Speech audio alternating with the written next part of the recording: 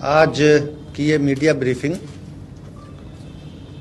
बिहार में पिछले 2 दिनों में रामनवमी के त्यौहार के संबंध में आयोजित की गई है। जैसा कि आप जानते हैं, यह त्यौहार संपन्न हुआ है। हर वर्ष की तरह बल्कि उससे कुछ ज़्यादा प्रशासनिक स्तर पर तैयारी और चौकसी रखी गई थी। रामनवमी के त्यौहार के लगभग 1 सप्ताह पहले राज्य के मुख्य सचिव, डीजीपी साहब, अपर मुख्य सचिव, गृह विभाग और पुलिस के वरीय अधिकारियों के द्वारा वीडियो कॉन्फ्रेंस के माध्यम से राज्य के सभी जिला पदाधिकारी, पुलिस अधीक्षक, वरीय पुलिस अधीक्षक, रेंज के आईजी और डीआईजी और डिविजनल कमिश्नर के साथ वीडियो कॉन्फ्रेंस करके मुख्यालय से उनके साथ निर्देश भी उनको दिए गए थे और उनके द्वारा की गई तैयारी, बंदोबस्त की समीक्षा भी की गई थी। इंटेलिजेंस जो था वो भी शेयर किया गया था पिछले वर्षों की घटनाओं के आधार पर। और पुलिस और मजिस्ट्रेट की तैनाती की पर्याप्त व्यवस्था इस अवसर पर की गई सभी जिलों में। और जैसा कि आप जानते हैं, राज्य के 2 शहरों को छोड़कर शेष सभी स्थानों पर यह त्यौहार शांतिपूर्वक संपन्न हुआ। और इसके लिए मैं राज्य की पुलिस को, जो श्री RS भट्टी डीजीपी साहब के नेतृत्व में काम कर रही है, और गृह विभाग और मजिस्ट्रेसी को, जो चैतन्य प्रसाद जी के नेतृत्व में है, मैं धन्यवाद भी देता हूं। बिहार शरीफ और सासाराम में कुछ कोशिश की गई अशांति फैलाने की, कुछ घटनाएं करने का प्रयास किया गया, कुछ घटनाएं उस प्रयास के समय हो गईं, लेकिन वरीय अधिकारियों के पर्यवेक्षण में और स्थानीय जिला प्रशासन और पुलिस प्रशासन के प्रयास से बहुत जल्दी उन पर काबू पा लिया गया और किसी भी प्रकार की गड़बड़ी या अशांति को व्यापक पैमाने पर फैलने से रोका गया। आज भी सुबह से स्थिति सामान्य चल रही है, शांति व्यवस्था बहाल है। लेकिन आज माननीय मुख्यमंत्री जी ने राज्य के मुख्य सचिव और पुलिस महानिदेशक को बुला करके हालात की समीक्षा की, जायजा लिया, तथ्यों से वे अवगत हुए और मुख्य सचिव और डीजीपी को निर्देश दिया। और हम दोनों के माध्यम से, इन दोनों अधिकारियों के माध्यम से राज्य के पूरे जिला प्रशासन और पुलिस प्रशासन को निर्देश दिया कि हर कीमत पर शांति व्यवस्था बहाल रखी जाए, विधि व्यवस्था बनाई रखी जाए।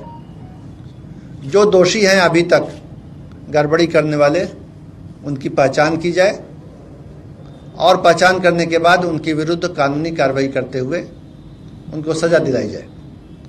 तो अभी जो प्राथमिकता होगी वो यही होगी कि राज्य में जो ऐसे तत्व हैं जिन्होंने इस तरह का कोई अटेम्प्ट किया, प्रयास किया शांति भंग करने का, उनकी पहचान हो और जिन्होंने इस तरह का सामाजिक और कानूनी अपराध किया उनको कानून के दायरे में ला करके सजा उनको दिलाई जाए। तो ये माननीय मुख्यमंत्री जी का निर्देश हुआ है और मैं उनका ये निर्देश आपके माध्यम से, मीडिया के माध्यम से सभी तक पहुंचाना चाहता हूं कि राज्य सरकार इस बात पर दृढ़ है कि शांति व्यवस्था बनी रहेगी और किसी किस्म की गड़बड़ी करने को बर्दाश्त नहीं किया जाएगा। उसके अलावा जो पुलिस की कार्रवाई हुई है, जिसके आंकड़े उपलब्ध हैं और जो पुलिस का काम है, उस पर डीजीपी साहब और एडीजी साहब यहाँ पर मौजूद हैं, तो मैं उनसे अनुरोध करूँगा कि उस पर आपको संबोधित करना चाहेंगे। वर्तमान में पूरे राज्य में विधि व्यवस्था की स्थिति पूरी तरह से नियंत्रण में है। सासाराम और बिहार शरीफ में जो कुछ घटनाएं हुई, उनमें अभी तक कुल 109 व्यक्ति जो इन कांडों में संलिप्त पाए गए हैं, उनकी गिरफ्तारी हो चुकी है। और लगातार हम उन लोगों की पहचान करके गिरफ्तारी का कार्यक्रम जारी रखेंगे। किसी भी ऐसे असामाजिक तत्व को बख्शा नहीं जाएगा और कानून की पूरी ताकत के साथ उनसे निपटा जाएगा। ये निश्चित तौर पे एक प्रयास था राज्य की अमन शांति को भंग करने का, जिसको पुलिस प्रशासन ने, जिला प्रशासन ने मिलकर के इसको विफल किया है। और हम पूरी तरह कॉन्फिडेंट हैं कि आगे कोई ऐसी घटना को हम नहीं होने देंगे जिससे कि आम सामान्य शांति व्यवस्था पे कोई प्रतिकूल प्रभाव पड़े। जो ऐसे अनसर हैं समाज में, थोड़े बहुत कहीं न कहीं हो सकता है कोई ऐसे व्यक्ति हों, उनकी भी हम पहचान करके उनको कानून के दायरे में लाएंगे। धन्यवाद। कितने लोगों की मौत हुई है? एक ही व्यक्ति की मौत हुई और वो आपको मालूम है, उसमें भी हमने कांड दर्ज करके गिरफ्तारियां की हैं।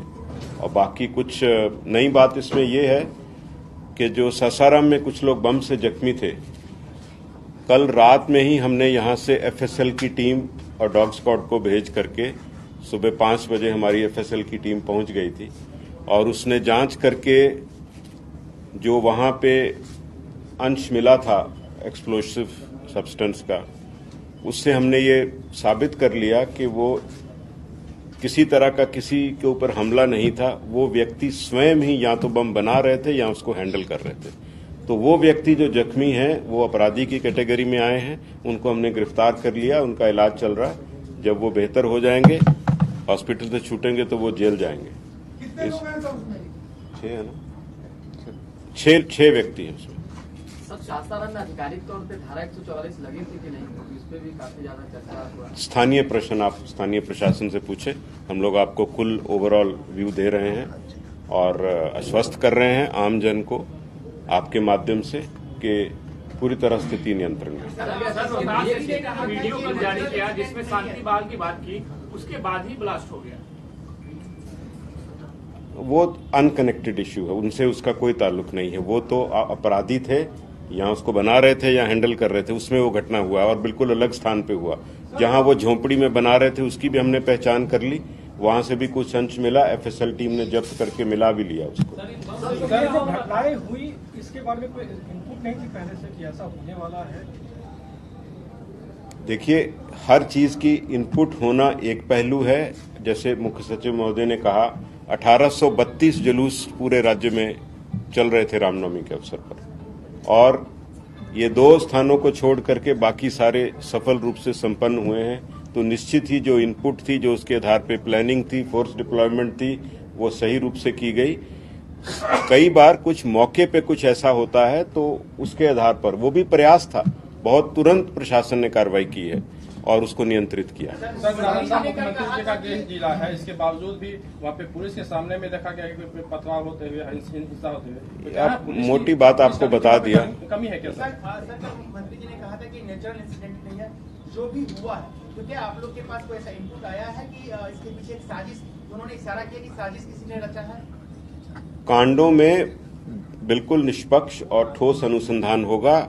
जहां जहां भी ऐसी कोई व्यक्ति इससे पीछे अगर हैं, उनको एक्सपोज करके कानून के दायरे में लाया जाएगा।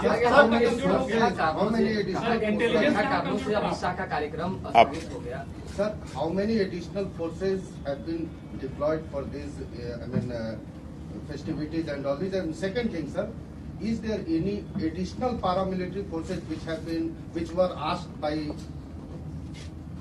सो रामनवमी के अवसर पर हर वर्ष कुछ अतिरिक्त बल, केंद्रीय बल मांग किए जाते हैं। उसी के तहत इस बार भी कुछ मांग किए गए हैं और ये घटना के बाद भी हमने कुछ कल रात्रि में भी मांग की थी। उसमें हमको 4 कंपनी और बल मिला है देर रात्रि में, जो आज दिन में पहुंच गया है। सर, क्या बिहार पुलिस सोशल मीडिया पर भी? आपने एक और बात पूछा था। हाँ, I just asked कि was there any specific additional demand from the state government? नहीं, सामान्य जो हम हर रामनवमी के पर्व के समय पे करते हैं उसी रूप में था। एडिशनल इस घटना होने के बाद हमने कुछ कंपनी मांगी, उसमें 4 रात में मिली। Sir, today we were informed by the Union Home Ministry that additional paramilitary forces have been, asked or required by the state government, which we are sending. वो 4 कंपनीज उसमें हैं जो कल रात का जो हमने रिक्विजिशन किया था, उसमें 4 कंपनी उन्होंने भेजी है, जो आज दिन में पहुंची। सर, एक वीडियो कल पटना के मनेर शरीफ का भी आया था सामने, उस सब पे कार्रवाई होगा, आप निश्चिंत रहें। एक एक वीडियो का एनालिसिस और कार्रवाई होगा। सर, क्या ऑर्गेनाइजर्स ने परमिशन लिया था, क्या उनकी भी जांच होगी कि जो सब चीज की जांच होगी, कोई बख्शा नहीं जाएगा, आप देखते जाइए। बिना लाइसेंस के कोई जुलूस थे क्या, जो कि was there any जुलूस which was without license? I mean, they were taking नहीं, सब जुलूस को विधिवत लाइसेंस और उसमें निर्धारित शर्तें होती हैं लाइसेंस की, उसके तहत हैं। लेकिन हाँ, कहीं अगर उल्लंघन है, वो सब की तो जांच होगी, सब चीज फुटेज की जांच होगी, आपको बताया जाएगा ड्यू कोर्स। बार कहते हैं। अब मैं अपर मुख्य सचिव मुख्य सचिव महोदय से एक सवाल है, 144 लगा था या नहीं, इसको लेकर के कंट्रोवर्सी है, तो आप लोग स्थिति स्पष्ट कर दें कि क्या लगा था या नहीं। देखिए, ये बता दिया गया कि स्थानीय प्रशासन से स्थानीय मुद्दे पूछे जाएं। इस प्रेस कॉन्फ्रेंस में हम लोगों ने यहाँ पर राज्य की स्थिति आपको बता दी है, और जो तैयारियां थी और जो स्टेप लिए गए, जो गिरफ्तारियां हुआ, वो बता दी हैं। धन्यवाद।